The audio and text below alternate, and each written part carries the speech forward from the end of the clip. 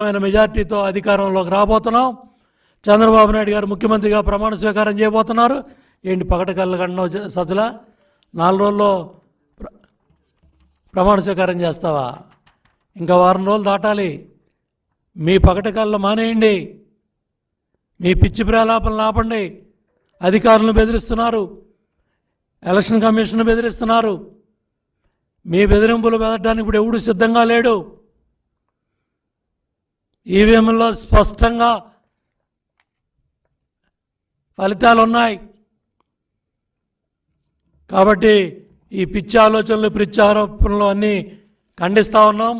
అట్లాగే పిన్నెల్లి రామకృష్ణారెడ్డి మీద కూడా చాలా సచ్చీలుడని, ఎటువంటి గొడవలకు వెళ్ళడని మాట్లాడుతూ ఉన్నాడు సజ్జలాడు. మరి చంద్రయ్య గారి పేక్ కోసింది ఎవరో? ఆ మాచర్ల నియోజకవర్గంలో జరిగిన